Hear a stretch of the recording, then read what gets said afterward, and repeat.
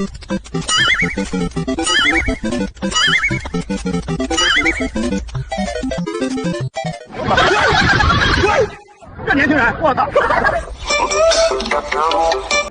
दर्शकों और साथियों, मैं हूं शशि शर्मा। आप देख रहे दबंग खबरें। मीरा भाईंदर के नॉन मेडिको हॉस्पिटल मेडिक्लेम के फर्जी गोरख धंधे में किस तरह से शामिल हैं और उसी गोरख धंधे के शिकार ये मनीष जी भी हैं जो मेरे साथ बैठे हैं। आइए जानते हैं इनसे क्या प्रकाश डालना चाहेंगे पूरे मामले पे। सर, मैंने कल आपका वीडियो देखा है दबंग खबरें में, फिर मैंने आपका कॉन्टैक्ट नंबर निकाला और आपसे कॉन्टैक्ट किया।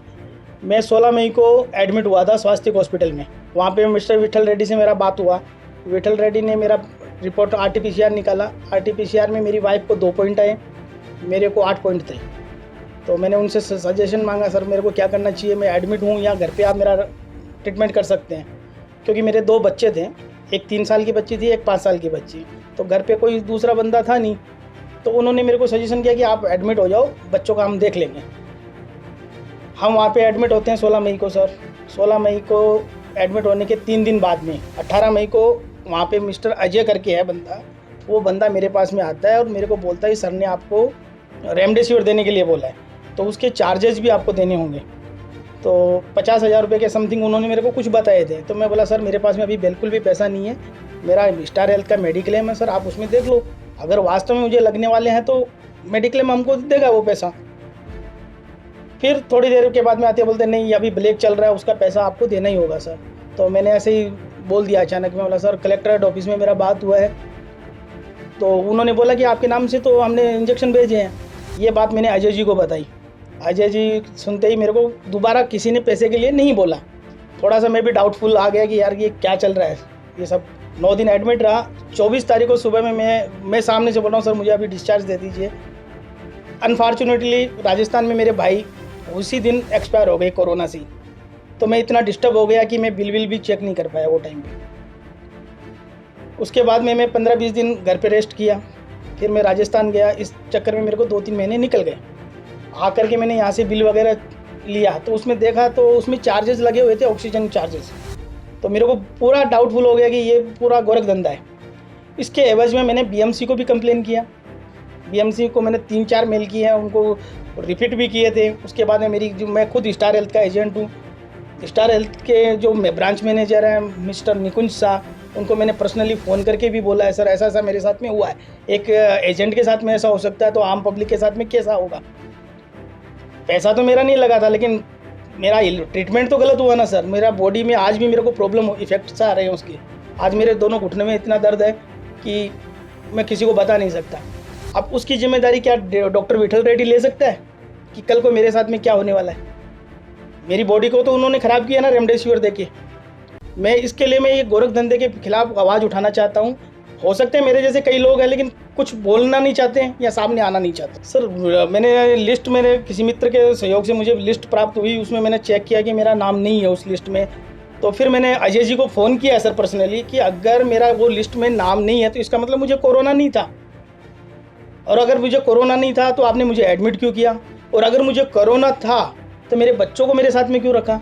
वो टाइम पे तो बहुत पिक का टाइम था, आपने तो मेरे साथ में एकदम खिलवाड़ किया है। आपके 3 साल के 5 साल के बच्चों को आपके साथ में किस पोजीशन में रखा गया और कहाँ पे आप एडमिट थे, कौन से रूम में आप एडमिट थे? सर मैं ऑपरेशन थिएटर में एडमिट था, जो ICU के जस्ट बाजू में था, वहाँ पे स्वास्थ्य हॉस्पिटल में। और वहाँ पे कॉमन टॉयलेट था, मतलब इतना बड़ा पिक था। उसके बाद में भी वहाँ पे कुछ प्रॉपर इंतजाम नहीं थे। मेरे बच्चे ऐसे ही घूम रहे थे बिना मास्क के। वहाँ पे नर्सेज बिना मास्क के घूम रही थी। मनीष जी, हमें ऐसी जानकारी मिली है कि आपके बच्चे वहां पे टिकटॉक बना रहे थे उस वक्त, तो वो टिकटॉक क्या हमें प्रोवाइड करेंगे? और जो डॉक्यूमेंट आपने महानगर पालिका को कंप्लेंट दी है, स्टार हेल्थ को कंप्लेंट दी है, शिकायतें दी है, तो सारे डॉक्यूमेंट दबंग खबरें को देंगे? क्यों नहीं देना चाहेंगे सर। मेरे पास में टिकटॉक के वीडियो है, आप एविडेंस के तौर पर उन्हें यूज कीजिए, मुझे कोई तकलीफ नहीं है।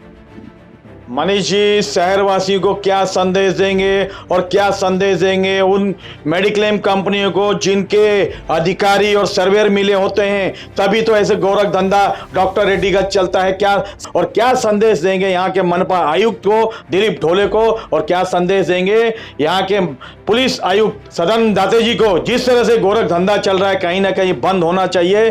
सर मैं दिलीप ढोले जी से रिक्वेस्ट करना चाहूँगा कि मैंने राइटिंग में मेल डाले हैं राइटिंग में मेल डाले हैं, उनका मुझे कोई प्रॉपर जवाब नहीं आया, क्या एक्शन ले रहे हैं कि क्या नहीं ले रहे हैं। तो मैं क्या आशा करूंगा सर प्रशासन से। मैं तो यही रिक्वेस्ट कर सकता हूं कि प्रशासन ऐसे लोगों के साथ में सख्त से सख्त कार्रवाई करे, क्योंकि ये मेरे साथ ही नहीं हुआ है, मेरे जैसे बेचारे काफ़ी लोग हैं जो भी किसी कारणवश नहीं बता पा रहे हैं वो चीज़। स्टार हेल्थ वालों के लिए मैं ये बोलूँगा सर, अगर गलत चीज़ हुआ है तो आपको हॉस्पिटल के सामने पूरा एक्शन लेना चाहिए था, लेकिन मैं एक एजेंट होने के बावजूद मेरे को प्रॉपर वहाँ से जवाब नहीं मिला। मैं क्या आशा करूँगा स्टार हेल्थ से। पुलिस प्रशासन से मैं यही बोलना चाहूँगा सर, इतने हॉस्पिटल हैं, कम से कम एक बार आप, मैं तो ऑन कैमरा आपको कंप्लेन दे रहा हूँ सर, कम से कम वहाँ पे जाके एक बार जांच तो होनी चाहिए ना, क्या चल रहा है वहाँ पे। ये रैकेट कोई छोटा रैकेट नहीं है, कई करोड़ों रुपए का घपला है मीरा भाईंदर में। और कम से कम हमें अपुष्ट तरीके से जानकारी मिली है कि 100 करोड़ से ज़्यादा का घपला मीरा भाईंदर में है, क्योंकि पिछले 2 सालों में कोरोना काल में 35 से 40 नए अस्पताल खुले हैं। आज भी अस्पताल खाली पड़े रहते हैं, बेड खाली पड़े रहते हैं, लेकिन उनका खर्च कैसे निकलता है? सिर्फ इसी वजह से हमें तो कई लोगों ने कैमरे के पीछे कहा है कि 60-40 का रेशियो चला है कोरोना पीरियड में। 60% हॉस्पिटल वाले लेते थे और 40% मरीजों को दिया जाता था। आखिर ये गोरख धंधा कहीं ना कहीं बंद होना चाहिए और इसमें सेंट्रल गवर्नमेंट को, प्रधानमंत्री को दखल लेना चाहिए। कहीं ना कहीं ये बेईमानी है, देश के साथ में गद्दारी है और आम जनता नागरिक के साथ में भी धोखाधड़ी है। मैं मीरा भाईंदर के उन सभी दर्शकों से, उन सभी नागरिकों से अपील करना चाहता हूं कि आप भी अगर मनीष कुमार की तरह धोखाधड़ी के शिकार हुए हैं तो हमारे वीडियो में हमारा नंबर है, हमसे संपर्क कीजिए और किस हॉस्पिटल ने और किस डॉक्टर ने धोखाधड़ी की है हमें निष्पक्ष होकर बताइए। हम आपकी आवाज़ शासन प्रशासन तक पहुंचाएंगे ताकि ऐसे गोरख धंधे करने वाले जल्दी सलाखों के पीछे जाएं। कि जिस तरह से इन्होंने शिकायतें की, टिकटॉक के वीडियो हैं, कहीं ना कहीं ये अस्पताल बंद होना चाहिए और डॉक्टर रेड्डी की डिग्री जो है वो उसके रद्द किया जाना चाहिए मेडिकल काउंसिल को, क्योंकि ऐसे डॉक्टरों को कोई अधिकार नहीं है डॉक्टरी करने का, उनको डॉक्टरी पैसे में रहने का ऐसा कोई अधिकार नहीं है। जिस तरीके से उन्होंने मेडिकल के प्रोफेशन को एक खिलौना बना दिया है और खिलवाड़ कर रहे हैं।